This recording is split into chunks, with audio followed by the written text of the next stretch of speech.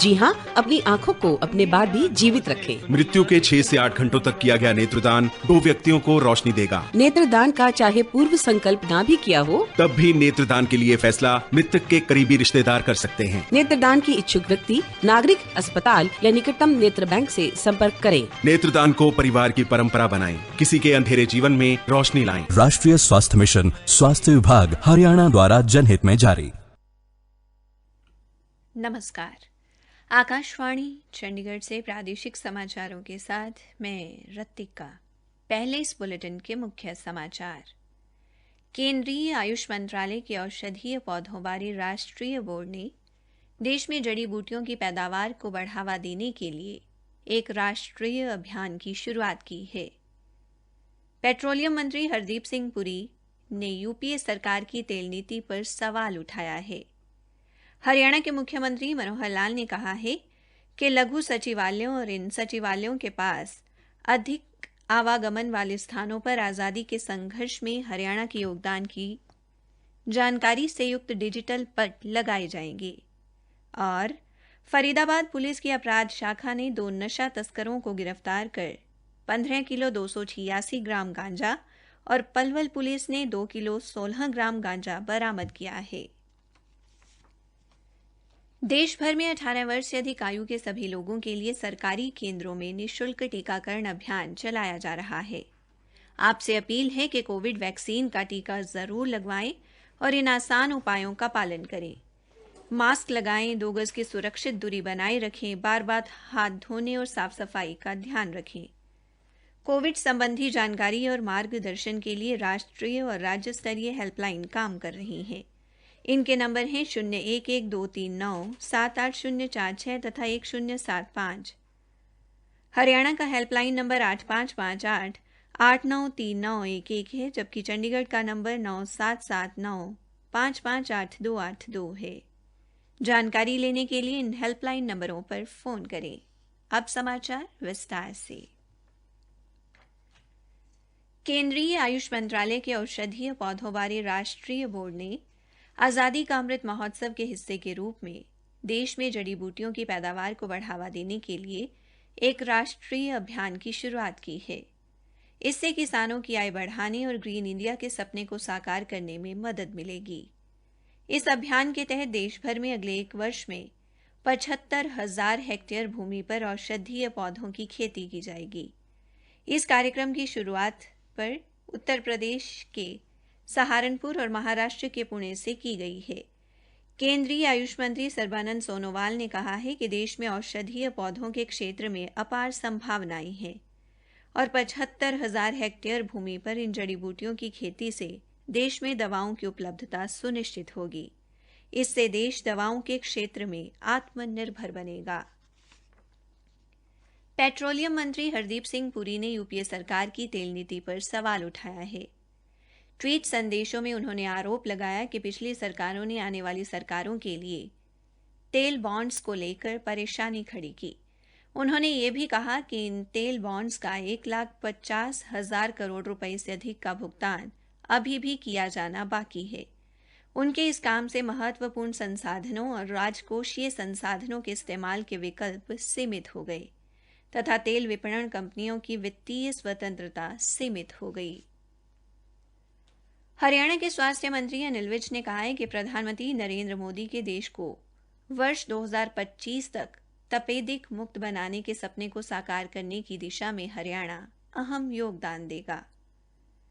केंद्रीय स्वास्थ्य एवं परिवार कल्याण मंत्री मनसुख मांडविया की अध्यक्षता में वीडियो कॉन्फ्रेंस के माध्यम से आयोजित बैठक में श्री विज ने यह बात कही।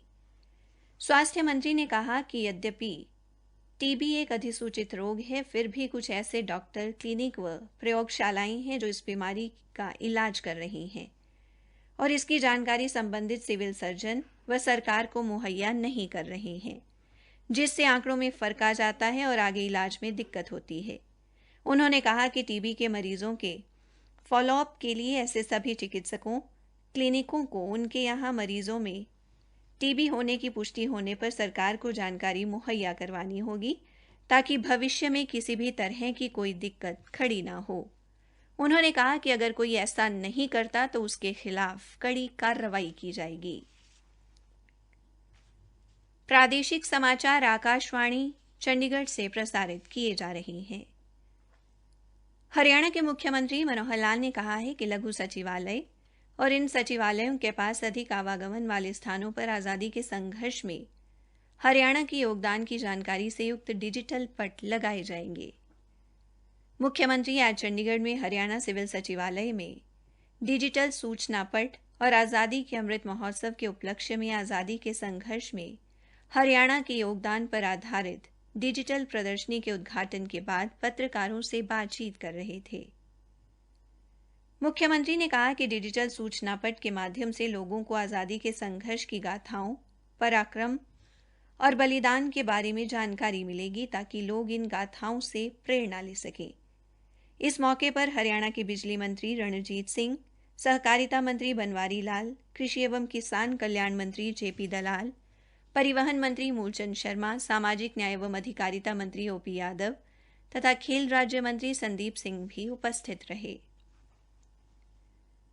हरियाणा आज़ादी के संघर्ष में हरियाणा के योगदान की प्रदर्शनी का अवलोकन करने के दौरान मुख्यमंत्री ने अलग अलग पट पर दर्शाई गई जानकारी ली। मुख्यमंत्री ने बताया कि भिवानी जिले के रोहनाथ गांव में आज भी ब्रिटिश राज की बर्बरता की कहानी कहता कुआं मौजूद है। 1857 के स्वतंत्रता आंदोलन में यहां के बहुत से जवान शहीद हुए थे। श्री मनोहर लाल ने डिजिटल हरियाणा के तहत किए गए प्रयासों का जिक्र करते हुए कहा कि प्रदेश का सूचना एवं प्रौद्योगिकी विभाग डिजिटल हरियाणा के तहत हर विभाग के लिए सॉफ्टवेयर तैयार कर रहा है ताकि लोगों को जल्द से जल्द सेवाओं का फायदा मिल सके। फरीदाबाद पुलिस की अपराध शाखा ने 2 नशा तस्करों को गिरफ्तार कर उनसे 15 किलो 286 ग्राम गांजा बरामद किया है। पुलिस प्रवक्ता आदर्शदीप सिंह ने बताया कि गांजा पत्ती की कीमत लगभग 1 लाख रुपये आंकी गई है। उन्होंने बताया कि गिरफ्तार किए गए आरोपियों की पहचान पलवल निवासी योगेश और ईश्वर उर्फ बबलू के तौर पर हुई है। पुलिस प्रवक्ता ने बताया कि आरोपी उड़ीसा से गांजा लेकर आए थे और इसकी पुड़िया बनाकर महंगे दामों पर बेचने की फिराक में थे। पलवल गदपुरी थाना पुलिस ने आज एक कार सवार व्यक्ति को 2 किलो 16 ग्राम गांजा सहित गिरफ्तार किया है। पुलिस ने आरोपी के खिलाफ मामला दर्ज कर जांच शुरू कर दी है। पुलिस उपाधीक्षक शिवारचंद ने बताया कि एक मुखबिर से सूचना मिलने पर छपरोला मोड़ पर नाकाबंदी करके पुलिस टीम द्वारा उसे काबू किया गया। आरोपी की पहचान पृथला निवासी समयबीर के तौर पर हुई है।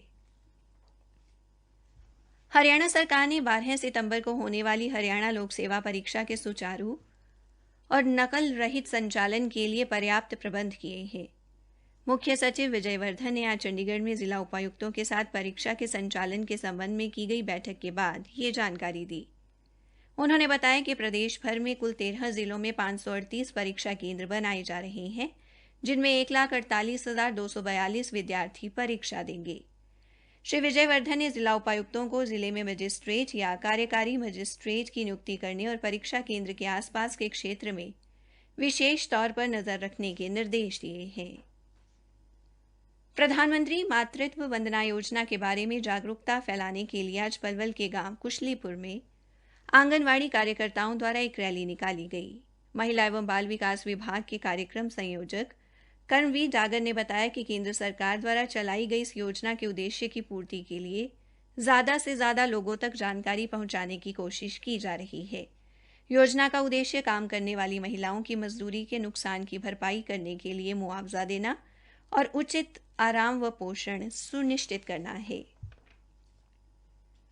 हरियाणा में आज 900 स्थानों पर 1,80,000 लोगों को कोविड रोधी वैक्सीन का टीका लगाया गया, जिनमें 18 से 44 वर्ष आयु वर्ग व 45 से अधिक आयु वर्ग के लोग व कोरोना योद्धा शामिल हैं। पंचकुला जिले में आज 3,642 नागरिकों को कोरोना वैक्सीन का टीका लगाया गया। इसी तरह फरीदाबाद में आज 8,150 लोगों को कोरोना की वैक्सीन दी गई। फरीदाबाद जिले में कोविड के 2 मरीज भी मिले हैं। हरियाणा में अब तक लगभग 1,66,60,000 लोगों को कोविड का टीका लगाया जा चुका है।